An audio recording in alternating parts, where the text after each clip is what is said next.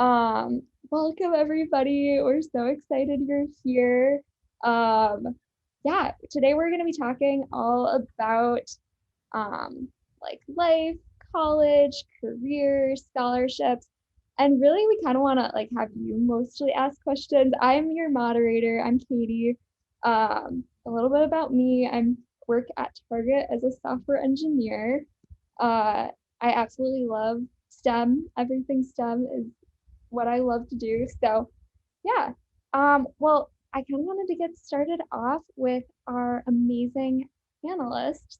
So I will let them talk about their name, their company, and obviously your favorite cookie. So I'm gonna start with you, Alushi.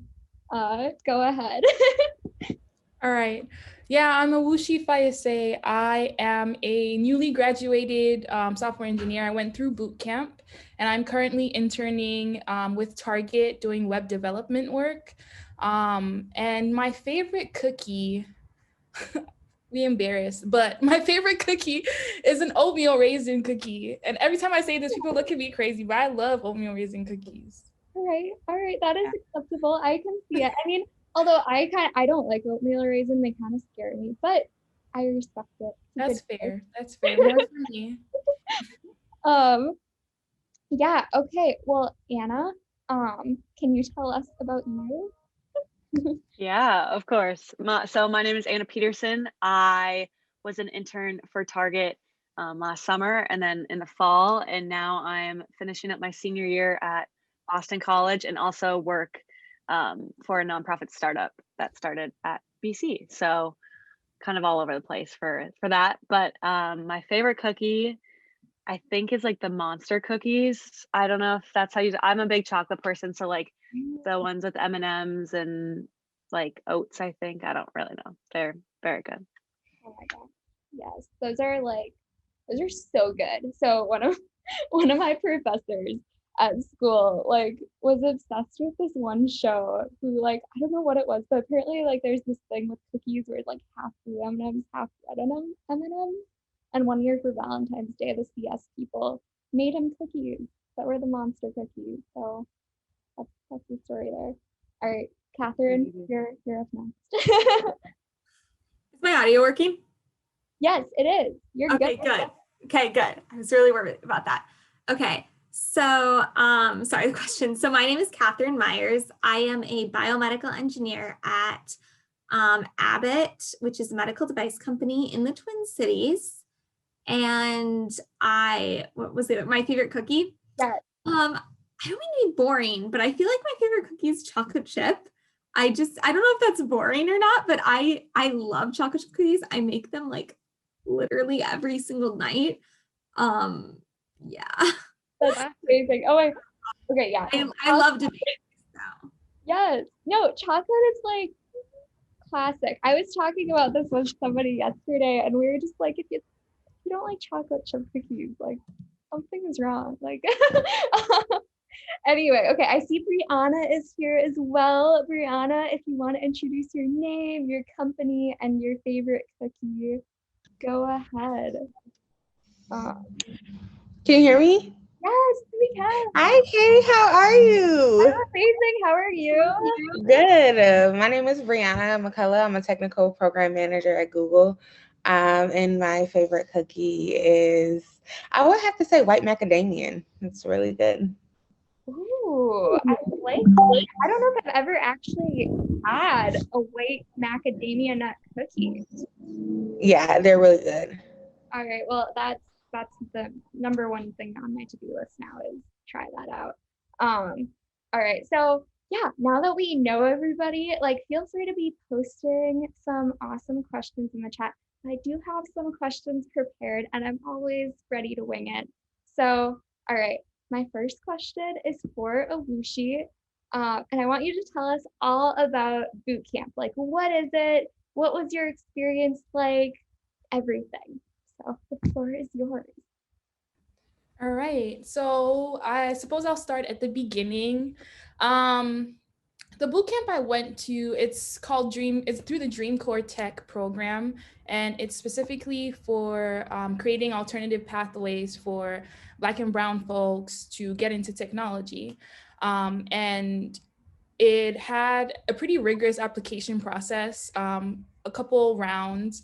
And once you cleared those, you got into a program and you're in a cohort with like-minded people who are either, some people had computer science backgrounds, but most people were making a pivot into technology. So they had work experience, but just elsewhere.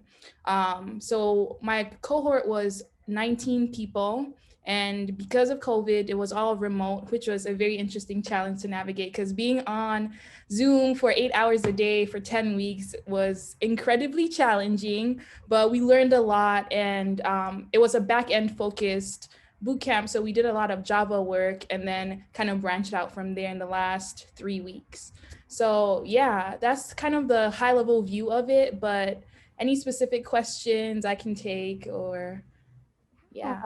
That is so cool. So was your, like, with that, was your, like, did reality match your expectations? Because I know for me, like, when I went to college, like, everything was so different than I expected. Did you have a similar experience, or what was it like for that? Yeah, thankfully, I'll say, I didn't go into boot camp with a whole lot of expectations. I think if I had looked at other people's experiences of what boot camp was like and how strenuous it was, it might have deterred me, to be completely honest with you, because it is basically trying to cram the first 2 years of a computer science degree into, depending on the kind of program you go through, 10 weeks to like 6 months. So it was incredibly challenging, but I didn't go into it with a lot of expectation. I think that was a good thing for me specifically.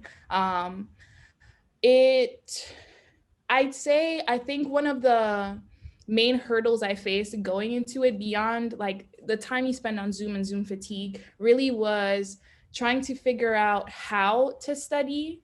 And that can kind of sound silly when you say it out to begin with, but it's completely different from being in a class where it's kind of paced and you have tests and there's all of this stuff kind of to let you know that you're hitting the right benchmarks and like going at the pace you're supposed to be. In boot camp, you're really responsible for pacing yourself and making sure you're grasping the material, but also at the same time, you have to keep up with a really, really fast schedule. So it's really about striking that balance. So that was surprising to me. I mean, 3 years out of college at that point when I was going into boot camp. So I really felt like I know how to do this. I know how to study, you know, like this is not going to be like a cakewalk, but it'll be good. I know what I'm doing, but that was not the case. So I guess I was surprised there. Yeah. That's so cool. Yeah, no, that's such a cool experience. Okay, Anna, next question's for you. So you're working at an awesome startup. I'd love to hear all about it. Like, why did you get involved? What are the pros of working at a tiny company doing cool stuff? Tell us all about it. Yeah, of course. And that it's cool to kind of contrast that with like working at Target as a software engineer for the past 9 months, and then also now working at a startup nonprofit. So where I'm working is called GiveCard. It's a certified nonprofit started by Boston College students. So there's 11 of us now, and we're all seniors. So we're all students. There's one junior, but then the rest of us are seniors. And it was started by my friend and our founder, Lorraine Pereira. And he 2 years ago, about two and a half years ago, was walking down the street and had a conversation with this man experiencing homelessness. And they were talking basically of how donations have really gone down ever since being in a cashless world. And so they were talking, he's really wanted to be able to donate money, but then he couldn't. And the homeless man was like, this happens all the time, don't worry. And so that got him thinking. And basically GiveCard was born from that. And I joined like 6 months after, from that idea of being in a cashless world. So what we are is we're providing like revolutionary technology and banking systems for people experiencing homelessness, because that's a huge issue. I mean, in Boston and Minneapolis, all around in the country and the world. And so we are trying to do that. And so we are in our pilot launch phase, which is really exciting. And and we are launching 20 debit cards to individuals experiencing homelessness this upcoming month. So I am working on all like the tech stacks side. So I created the website, and then now I'm working on how we can get those debit cards with the funds and applications. So there's a lot going on, and I think that's a really cool part of working at a startup, and especially like I'm not paid for it. It's students. We're all really passionate about it, and we also wear a lot of hats. So I'm like technically technology and like web development and just that kind of stuff, but I am creating the application process and on the board to review it and reaching out to partners. So it's really cool. I've been learning so much. I'm really passionate about it, and yeah, it's just I've loved the experience. And also this is the first time I've been able to like really use technology and coding and computer science for like a really tangible good. That was something I always thought in high school, that you couldn't do computer science and like make a difference in the world. I don't know why I thought those were unrelated, but being able to see individuals actually receive these donations and these debit cards and being able to like get financial education because of technology, that's an amazing thing. So I've loved the experience. It's been super amazing. Anna, I love your story so much. Just like how you're like making a difference in the world and like solving homeless. It's amazing. I'm always so inspired. Okay. Well, definitely a contrast to the startup life. Brianna, work at Google. Like, how cool is that? Tell us more. Tell us like what life is like. What surprised you about your role? Yeah, go ahead.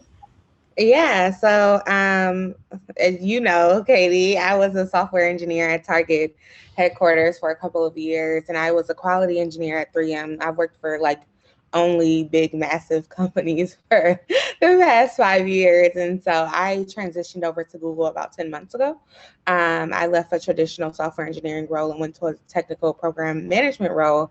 And I'm still coding every single day. Like, it's so crazy because I work in networking and data centers. So I have like more of kind of like a boring job. Like, I don't do web applications or anything like that. I like to describe my job as the back end of the back end, right? So if you're building a house, like, and you think of the people who are building the house as your UX designers, your web application designers, and people who build the front end of websites, but that's your house. But your foundation is your infrastructure. And so I spent most of my years being an infrastructure engineer, and now I'm a technical program manager in the infrastructure space at Google right now.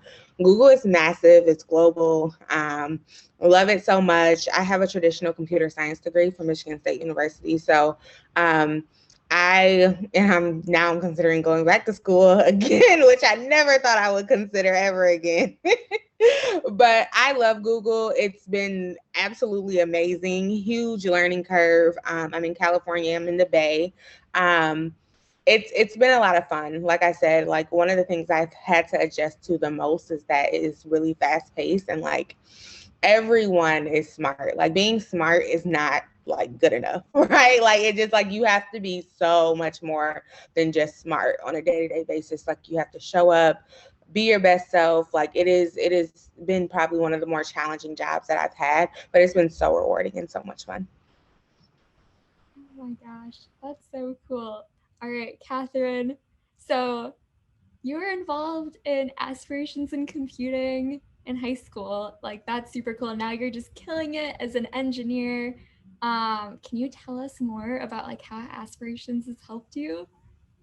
Yeah, sure, of course. So when I was in high school, I graduated high school in 2015, which to me doesn't sound like a long time ago, but for like everybody who's in high school, that was probably when you were like in elementary school now. So yeah, I graduated high school in 2015, and aspirations was a big part of my high school experience and actually my college experience. I applied for the award when I was a senior, so it was 2015. And I never thought that I would get it.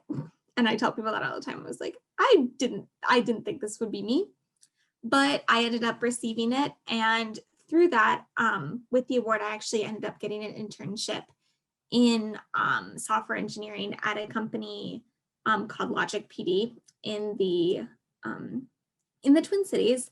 And I actually held that internship for 3.5 years. So it was a very long time. I got to learn a lot. I got to really grow with the company. The company went through a lot of changes over those 3.5 years, and I got to kind of experience all of those. Didn't end up taking a full-time job there. I moved specifically into the medical device world because that's where I kind of always saw myself being, and that's where I wanted to be.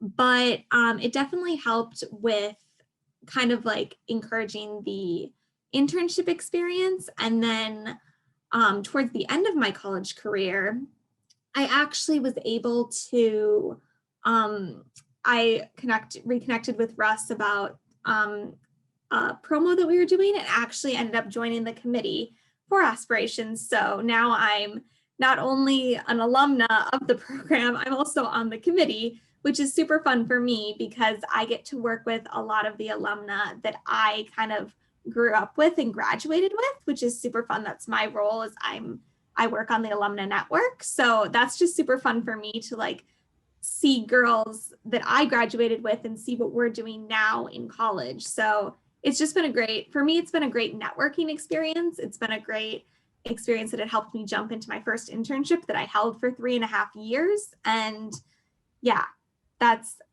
all good things I would say about it. That is so cool. Yeah, Aspirations is such a fun, like empowering program. I just got involved back in April. I like heard about it. I was like, how do I get involved with this awesome program? So now we get to do fun stuff like this. And there's always ways to get involved. So if you want to be more involved, like reach out to me, reach out to Russ. We got you covered. You can do whatever you want. So anyway, okay. I'm going to start getting questions from the chat now. We have some pretty awesome questions. So we're going to go back to a whooshy, but any of the other panelists, feel free to hop in if you have something awesome to add. Okay, so looking back at yourself in high school, what is something that you wish you would have done to prepare yourself for STEM career/college work? And this is for a whooshy, so go ahead. I know it's a big question. Yeah, so I had kind of a unique situation when I was in high school. I grew up in Ghana and I just moved to the United States. So everything was brand new and I was very confused. But looking back, the thing I would have done is really rely on the resources that were available to us. Using your counselors, making your interests known to your teachers and the people around you so that they can help guide you towards resources you wouldn't know otherwise. Talk to people about stuff you're interested in, talk to your peers about the stuff that you're interested in, try new things. It's really important to not let not knowing hold you back from testing new things out, because that's how you figure out, hey, I'm good at this, or I'm really interested in this, and so I'm gonna work to be good at it. I think looking back at high school, those would be the two big takeaways for me. Oh, yeah, that is so amazing. Okay, next question. I'm gonna go back to Anna. What tips do you have for like getting scholarships and like looking for those? Because I know too, like when I was looking, I just was so confused all the time. Like I'd Google like scholarships for computer science and then I could not find any good ones. So tell us all about how it's done, Anna.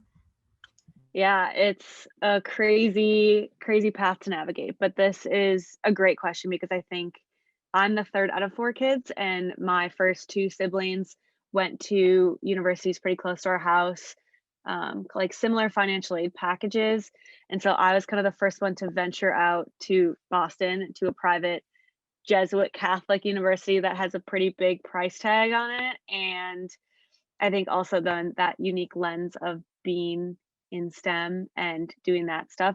I swore off computer science in high school, which is just very funny to me because now I major in it and I literally am in love with it. So I didn't necessarily know I wanted to do computer science, but my senior year, there were some really big scholarships, not only like awards, but also that led to different scholarships. So my biggest tip for high schoolers, especially juniors and then seniors in the fall, once you approach that, is to really look out for any type of scholarship at all. You can't apply to them all, and some of them you have to submit like lots of essays and some are not, but the ones you don't have to submit essays, just submit your name. Like, that's so easy. And then also, I think the STEM scholarships are a really unique opportunity because there are so many people and companies and organizations looking to kind of invest in young people doing STEM, specifically women. And that's a really cool area to get scholarships because college can be expensive, but also I never thought I would go to a university that costs this much and I'm not paying nearly the amount that I thought I would. So that has been huge. And then also you can keep applying for things. That's my other tip is I just won a scholarship this past fall. It was a web development scholarship. It was $1,000. My mom sent it to me. Thank goodness, bless her soul. She's like, just put your name in this. You submit the website. And I got it and it was really cool. And so also just save all your projects, all that kind of stuff. You don't have to be in your eyes an amazing coder, amazing woman in STEM. Like you have a really good shot. And so put your name in the basket and be able to like chase your dreams and go to places that you never thought. So those are my tips. Oh my gosh, you said so many good things there. My mind was like, Yeah, I feel like there's so many, but yeah, those are a couple.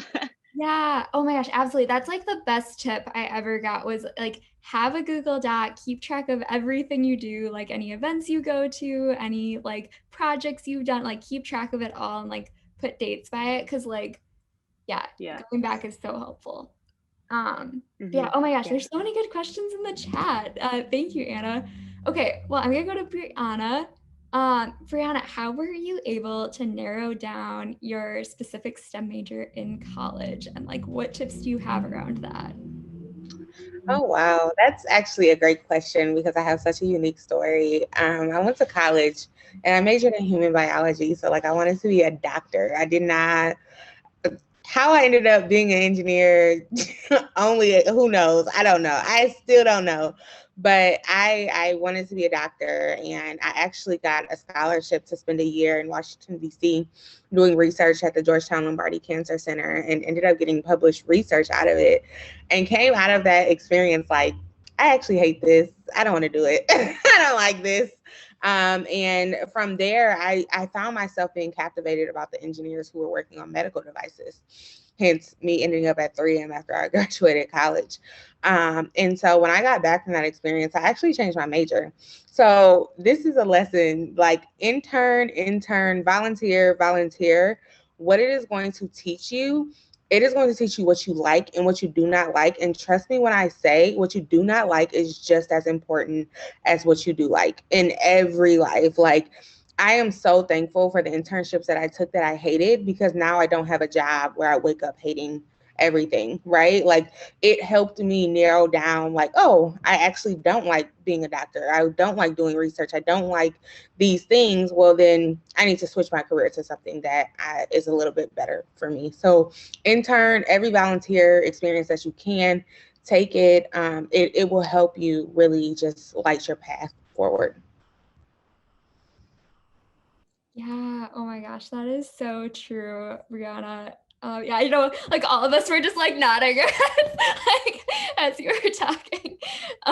Yeah, 100%. All right, back to Catherine. Did computer science impact your college or what was your major again? Like, how did you narrow down like your colleges and everything? Like, what was that approach like for you? For me, okay. Yeah, so I was not a computer science major. I was an electrical engineering major.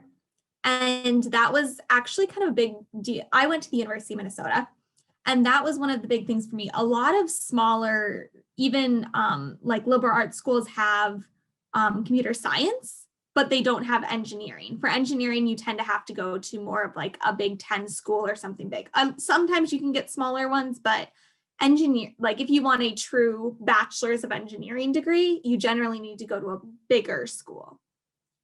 So that was something that I considered computer science. It was definitely one that I thought I might do, but I, in general, really wanted more of an engineering degree rather than maybe just a computer science degree. So I knew I was going to probably go to a Big 10 school. Also, I went to a very large high school, and my whole experience was I don't want to go to a high school that is, or a college that is smaller than my high school. And my high school had 3,300 people at it. So I had to go a little bit bigger than that. So that was kind of my experience in which college I chose. So for me, when I was choosing college, a lot of it was about where did I feel comfortable and what did I kind of need from that career. If it didn't have a major that I was looking for, like I looked at, I'm trying to even think, there were some places I looked at that I was like, well, they don't have engineering, they have computer science, and then I could transfer to a larger university for like my last 2 years, but I wasn't really sure I wanted to transfer. And I think for me, a lot of it came down to how do I want my college experience to look like? And what degree do I want to go to?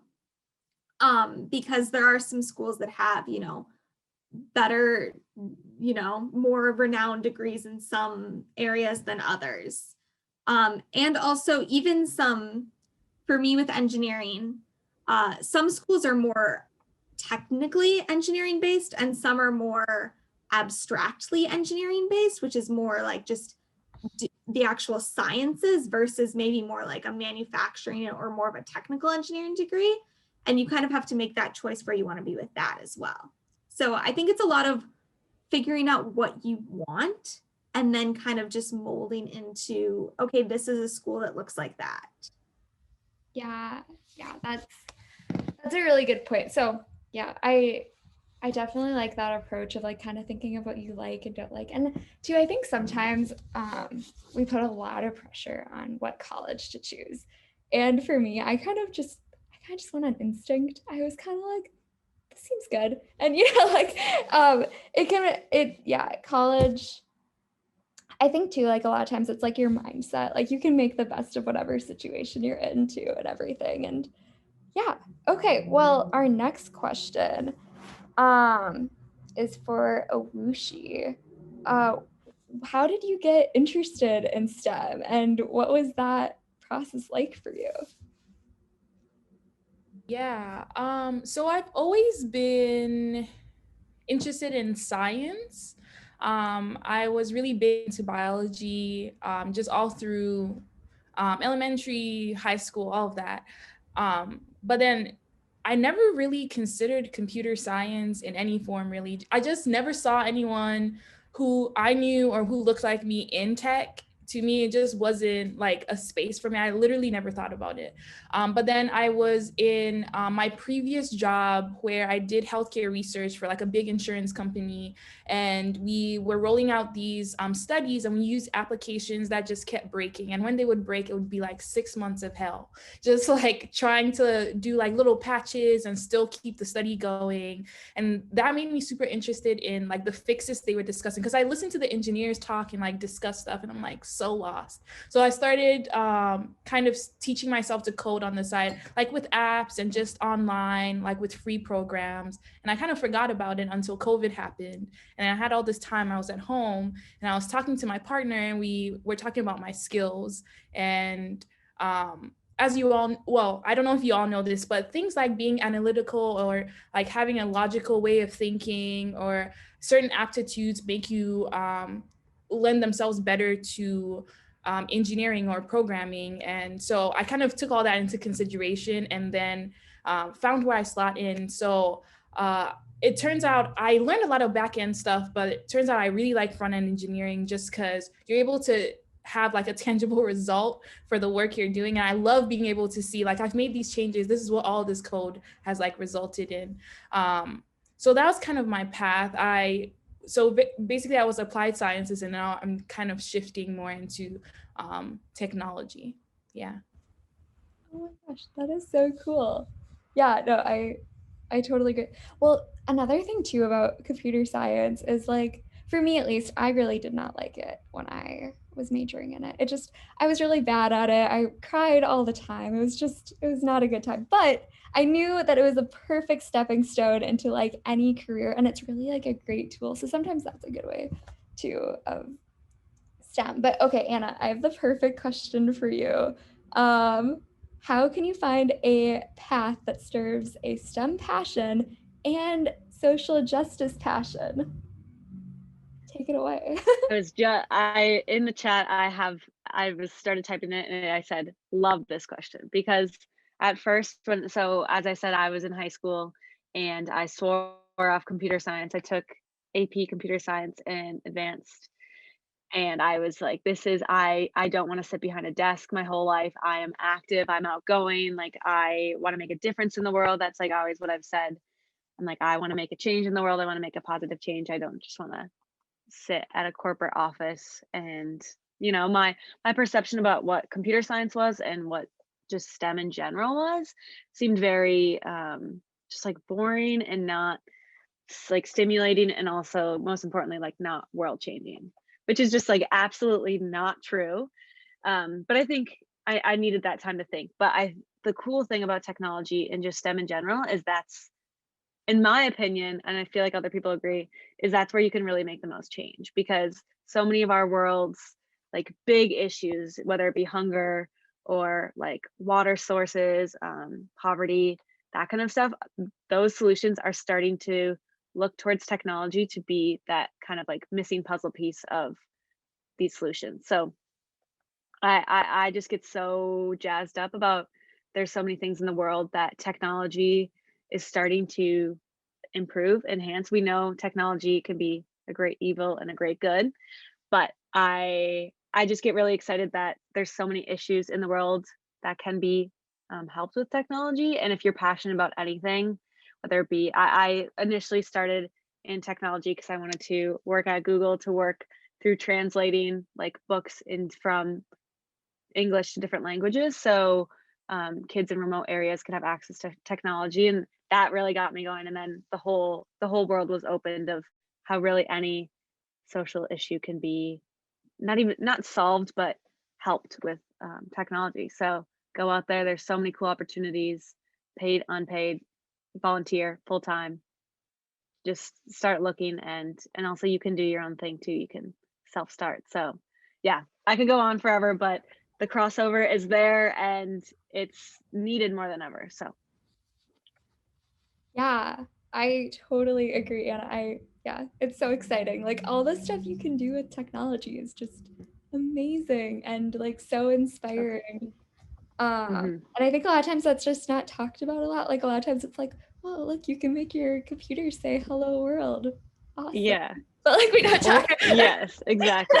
Or it's also like you have to work for a big company and be really smart and be like Bill Gates, but like you can make your own app that connects people to giving each other meals during COVID. Like there's so many small scale things and big scale, no matter what. So yes, I see we're gonna start making quotes with like Anna's like I need like a t-shirt. Oh my gosh. Okay, Brianna, I've got another awesome question for you. What types of opportunities would you recommend for high schoolers who are too young to do internships but still want to find experience in different STEM fields? And this also kind of goes along with another question. Where do you recommend volunteering to stand out? Wow, that's a great question. I haven't been in high school in 10 years. I'm 27 for perspective, so it's been a while. So let me think. So I taught a class actually when I was still in Minneapolis to high school girls, teaching just normalized STEM skills that they would need for everyday life. And it was through, I want to say the Boys and Girls Club, but I feel like that's not right. The Urban Black League. Yep. So in Minneapolis, there are so many programs that you can take classes and they're free. Right. So I would say take some classes, volunteer. Some companies do have it where you can like shadow, right? So you can always write people and ask like, hey, can I shadow X, Y, and Z? I don't know a lot of people that will pay you for it. So if you're looking for compensation, it's probably more like a volunteer experience. But I see high schoolers shadowing all the time. That is a great way to get exposure. It's pretty hard to do with COVID because you can't actually go in and touch things, but it is an opportunity within your school, right? You're thinking about little things as far as like, oh, if you have like a science club and things like that, they usually have great resources. That's how I got involved in a lot of things in high school. I was a part of like everything in high school, like super involved. I was homecoming queen. So I literally was involved with everything. So it was just like, I literally just get involved, stay involved, use your resources within the school. Most of the guidance counselors have like, their job is to provide you with documentation on how to volunteer, where to volunteer, and things like that. Online, do your research, like understand like any type of classes you can take online. Pluralsight, Udemy, they're super beginner friendly. Those are great ways to figure. If you can't sit through like a Pluralsight class or like a Udemy class and you don't enjoy it, those are great kind of like indicators like this is not really fun for me or whatever. So yeah, definitely utilize your school. Oh, Genesis Works. Yes, I should know that. Genesis Works is I should know that. I had Genesis Works interns when I was at Target. Genesis Works is also a great one. Yeah, 110%. Yes. Okay, Catherine, you're up next. How do you study for the ACT? Oh, well, I haven't taken the ACT in like 7 years, but I will. I'll try it out. I think what I did was I took it I believe my sophomore year, or maybe it was early my junior year, and I kind of got like a baseline, like, okay, this is what I got. And then I was like, and then I looked like, okay, how much can I improve? Like, did I get what is the ACT out of 36? Did I get a 30 and I want to get up to like a 34?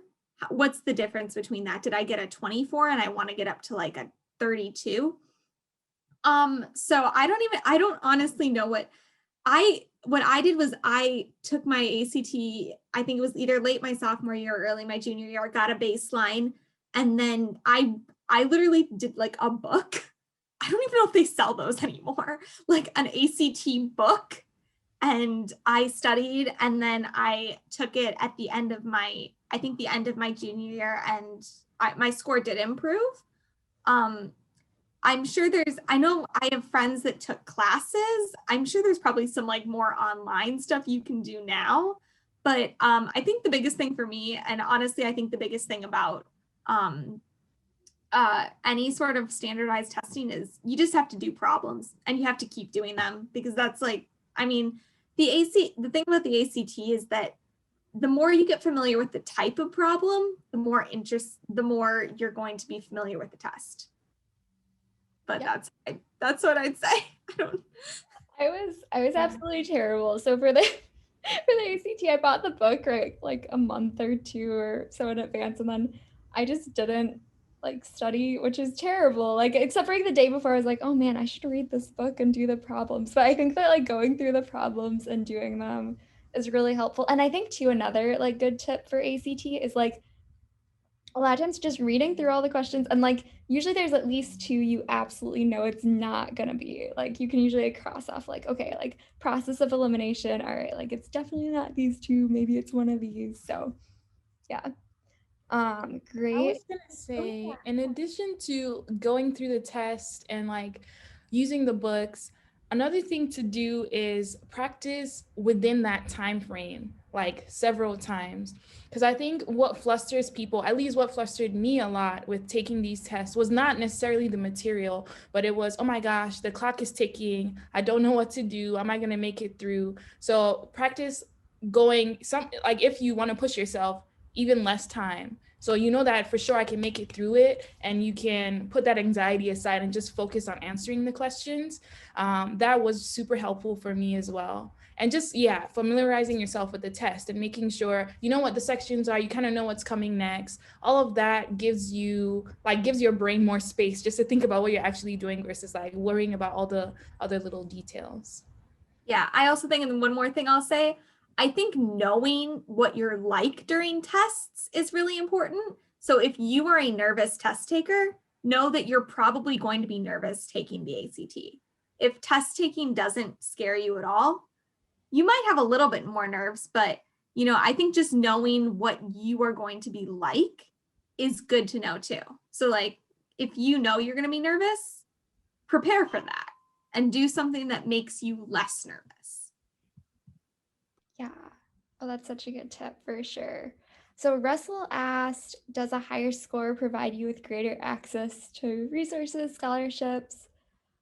I don't know. Do any of you have a good answer to that? So I don't know. I think a lot of times my approach to this is like a lot of opportunities are if you make them. Like a lot, like, I don't know, like if you like a lot of opportunities I've gotten, I feel like some of them have been like from like people like asking me, but a lot of times it's me asking to do something, or like I'm seeing something cool going on and I'm like, yes, I want to be a part of that. Like, how can I get involved?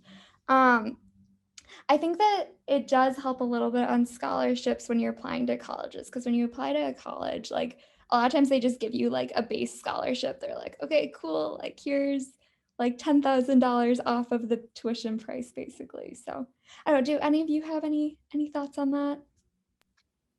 I guess, yeah, I have one tip just based on that is, okay, first of all, you can always negotiate more. I never knew that, but if you get your financial aid package and you're not super satisfied with it, you can always advocate for yourself. And then that, I feel like just the term advocate for yourself can go in many ways. So you can advocate for more financial aid with your financial aid advisor for the college you want to go to. I've done it every single year and I've always gotten more money. And I'm not a confrontational person, so it's not like I like to fight or like to do that it comes very unnatural for me. And then also that's kind of the same of getting access to opportunities and resources. I think in high school, a lot of it is scores and grades, but especially with the pandemic, that's kind of going away. And what I noticed in like the corporate world or just like the real working world is it's mostly you reaching out for opportunities and kind of asserting yourself. So no one's really looking at your record of like, oh, how many programs have you done at Target so far? It's really like, and I think Katie is like one of the biggest testaments to that is like reaching out and, asking for resources and like just kind of networking your way through it and looking for resources and advocating for yourself. Like you can get so many cool opportunities and scholarships and resources just through reaching out. So especially when like applying to colleges too, don't count yourself out if you don't have, the best grades or the best scores, but you need to advocate for yourself. You can't just hope that you get something. You can fight for yourself, and there's good things about everyone and unique parts. So really play on those unique aspects. Can I ask a follow-up question? Yeah, go for it. Okay. Of course. Hello, my name is Cassius. So how do I prioritize the issue? This is like back to that. Ooh, look at this awesome lighting. That's totally complimenting me. Yeah, no. I prioritize the issues that I'm passionate about. Also, like I'm not a huge like math nerd, so how do I find the right opportunities that help me grow, like fit my strengths and like learn how to tackle the issues I like and kind of change the world? It's like, where do I start? Like I want to reach out for opportunities, but I don't know which opportunities are the right ones. And like, you know what I mean? Yeah. 100%. Abushi, do you want to take it? I could give you my 2 cents. I think that I'm not sure where you're coming from specifically on this question, but I think one of the things that I did is always try to have every single piece of information and make the absolute right decision on like whether I should take this internship or what I should do or what the next step should be. And I think that can be a hindrance to you. I really feel like every opportunity you get, just like Brianna was saying, if it's not, if you don't do this thing and it tells you, yes, I love this, that no is very important because it gets you closer to your yes. So I would say start somewhere. That's the best place. That's the best thing to do. Start somewhere. So pick something that is interesting to you or something that you have access to. And once you're in there and you start having experiences, you can kind of chart a path that leads you to what you actually want to be doing. And again, tell people about the stuff you're interested in. Talk to people about what you would like to be doing and like what you're really passionate about, because that's the way people will think of you when they come across an opportunity that matches that. That's really the way to get where you're going or where you want to be. Yes, 100%. A tip from my mom just came in, and she says that any opportunity is a good opportunity. And I think that mindset too has helped me a lot. Just like always say, like I'm pretty sure I say yes to just about everything. And like sometimes, you know, you get a little overwhelmed and you have to reevaluate your life, but just like opportunities will come into your life and you have to just like take a hold of them and like go for it. And a lot of times, like if you take opportunities too that you might not have totally thought was going to align with your passion, like you end up being surprised, like really happily, and you're like, whoa, no way, like who would have thought? I love doing this. So yeah, thanks mom. She's in the call here. So yeah, okay. Our next question. Let's see. I think this was a while back, but I wanted to ask Brianna. Basically, like, how do you balance life and work, and like, what is that like? You know, like, just tell us how it's done. What's the secret? That's a great question.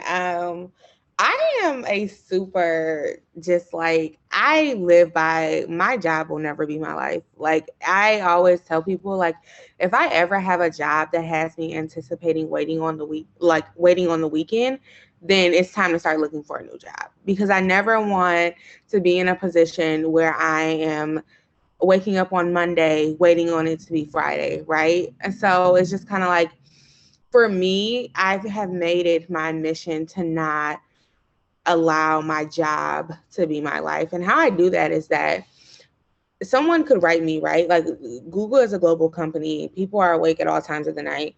My notifications go off at 5 p.m. If I decide to open my laptop back up just because I want to get some extra work done, then that's on me. But my notifications are still snoozed. That's a boundary. And I think that when you are working, implementing boundaries is so important. And you will understand that as soon as you get into corporate America, because people are going to need things from you all the time. That's never going to stop. But it's up to you to take care of you and prioritize yourself, especially right now when we're in the middle of a pandemic. And I have, Katie, as you know, a big life outside of work. I speak a lot. I travel a ton. Before the pandemic, I traveled a ton and did huge conferences. And that also kept like the balance, because I don't view that as work, right? For me, that's fun. That's my passion. I love teaching. I love speaking. And that balance it all out. I have a significant other who does not allow me to work past a certain time. Like I prioritize them, right? Like we have to have time together. I have best friends, you know, like I don't live in a closet where it's just like, oh, I need to work. Like I don't believe in having like much to prove to anyone. So just like make sure that you have a circle, you have friends, you have passions outside of work. Do not let your job like be the only thing that you do in life, like the only thing that you can be proud of, right? Like you need to have other hobbies that are not monetized, which we live in a culture right now where everything feels like it needs to be monetized. And if you get caught up in that, then your life will be work, right? Because everything you do will be attached to money. So yeah, just remember to have hobbies outside of work, things that have nothing to do with money, and have a great set of friends and a support system, and it'll balance out. Oh, make sure you get your steps in. Get some exercise. I don't do that often. I get your steps in. Get out the house. Get to see the sun if you live somewhere sunny. That's just such a great answer, Brianna. I love it. Yeah, no, like Yeah, work is like important and it definitely adds like spice to your life, but it definitely should not be like everything, I think. But yeah, that's great. Yeah, Anna, all the good quotes from y'all. All right. Yeah, exactly. Um, okay. This kind of goes on along with like our last question. But Catherine, how do you manage like extracurriculars, honors, AP classes? Like our lives are busy. Like, and this kind of goes like, and I feel like with work, it's easier to set boundaries, right? Like it's easier to be like, no more notifications after 5. But with school, I think a lot of times it can be harder to set boundaries just because it's like, I need to get my math assignment done by tomorrow at 8. So like you end up staying up all night. Anyway, Catherine, tell us how you do it. Yes, this is a great question for me. I was a 3-sport athlete in high school. I was in every single club imaginable, and I was in like the weird ones too. Like I was in band, I was in robotics, I was in pretty much everything. And I wasn't always the best at you know, keeping up with my extracurriculars and having like my honors classes and my AP classes. So for the big thing for me is I would say you have to choose what is important to you. If that means that you're going to take, if you're going to take all APs, then maybe you need to step back on your extracurriculars. Or if you're going to say, okay, I'm only going to take 50% of APs, then I can have more extracurriculars. I think you just have to know I think you have to say, I have X amount of time to do this, and I'm going to devote X amount of time to school. And that means that I can have this much amount of work to get done. I think I personally, I was very good at saying like, something that I was always very good at in high school, which was I was very good at setting times to be like, okay, I'm going to do homework for this hour, and then I'm going to take a 15-minute break.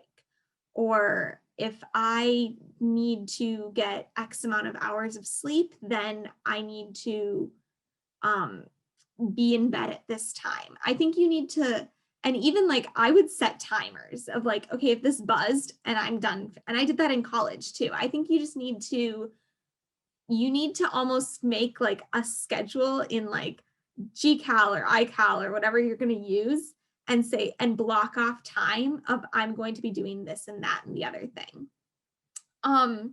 But also kind of going on what Brianna said, you need to have a solid support group, and you need to have people that are in your life to keep you almost accountable for that sort of stuff. So like if they know that you need this amount of time to do this, you need to give yourself that amount of time, and they can tell you, okay, are you doing this? Are you doing that? And I also think it's important to have time just for yourself. And that doesn't mean you're necessarily doing something, but if it's going for a walk, I love how you said get your steps in earlier, because I literally do that at work. I take like 45 minutes every day and I go on a walk. And that's like my, I do that during my work. So I block it off in my schedule and I say, this is my walk time. And you can do that. I think it's okay to almost block your schedule off and be like, this is what I need to do at this time. So yeah, I'm a very schedule oriented person. So that helps me.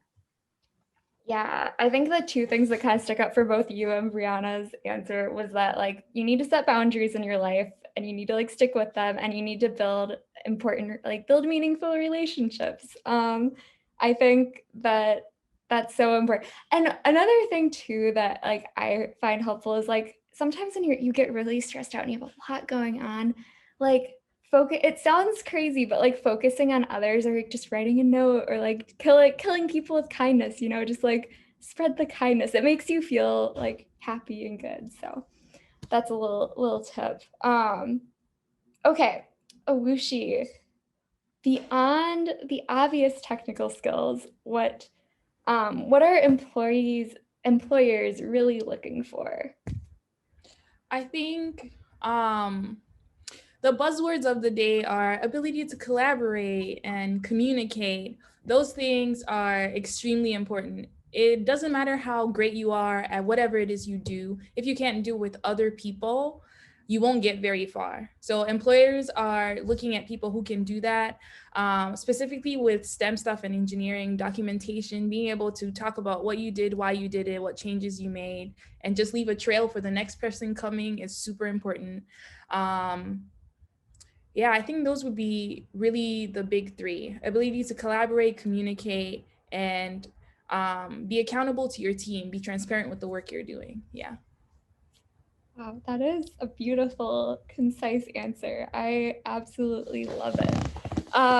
Yeah, and Alicia's 100% right. Like, you need to be a great engineer, right? Or like whatever you do, you want to be great at that, but you also need those like softer skills of like, yeah, being able to talk to people and explain what you're doing and all that good stuff. So, okay, we're gonna go